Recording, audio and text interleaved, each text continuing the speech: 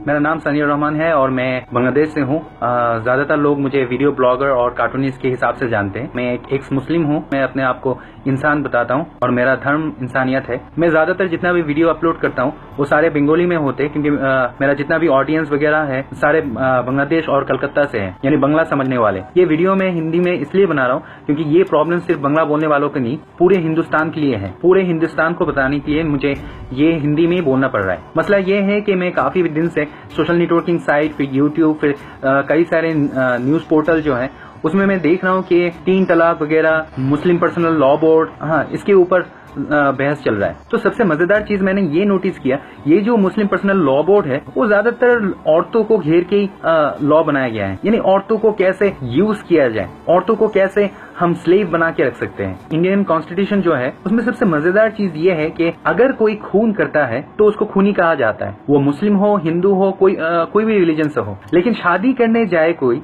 तो देखा जाता है कि उसको पूछा जाता है कि आप हिंदू हो या मुस्लिम हो। तो अगर कोई कहता है कि मैं हिंदू हूँ, तो ओके, एक शादी कर लो, सारी जिंदगी भर इसी को झेलो, यानी तुम एक ही शादी कर सकते हो। लेकिन अगर कोई मुस्लिम जाता है कि मैं शादी करना चाहता हूँ, बोले ओके, आज एक कर लो और बाकी 3 बाद में आके करके जाना। और मजे का बात यह है कि अगर कोई मुस्लिम अपने औरत को तलाक देना चाहता है, सिर्फ ये बोलने का देरी है तलाक तलाक तलाक, 3 बार तलाक बोल दिया, वो औरत गया, वो मेरा वाइफ है ही नहीं, उसको मैं जानता नहीं, और उसका जो सिक्योरिटी मनी वगैरह है वो देने का जरूरत नहीं है। लेकिन अगर कोई हिंदू अगर अपने औरत को डिवोर्स देना चाहे तो उसको लॉ के थ्रू, इंडियन कॉन्स्टिट्यूशन के थ्रू में जाना पड़ेगा। मुस्लिम पर्सनल लॉ बोर्ड जो है उसमें सिर्फ ये शादी वगैरह का मसला क्यों है, यानी सिर्फ शादी को घेर के क्यों ये लॉ बनाया गया है। शरिया लॉ अगर एस्टैब्लिश करना चाहते हो तो सारे लॉ को इंक्लूड करो ना। यानी ऐसा होना चाहिए कि एक हिंदू अगर खून करता है तो इंडियन कॉन्स्टिट्यूशन के हिसाब से उसको पनिशमेंट दिया जाए।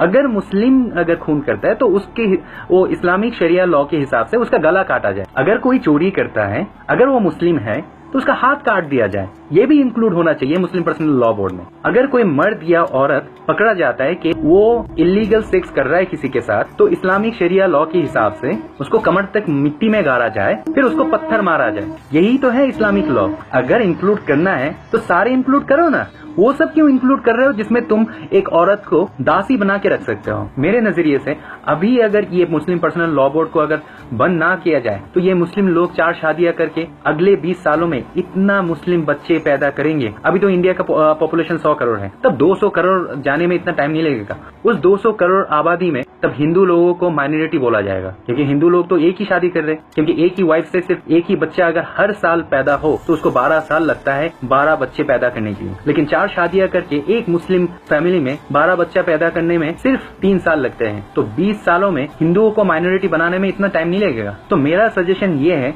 अगर शरिया लॉ अगर एस्टैब्लिश करना है तो सिर्फ औरतों को घेर के नहीं, औरतों को यूज करने के लिए नहीं, सारे शरिया लॉ मुस्लिम पर्सनल लॉ बोर्ड में शामिल करो। जैसे खून हुआ तो गला काटो, चोरी किया तो हाथ काटो, इलीगल सेक्स किया तो कमर तक उसको गाड़ के पत्थर मारो।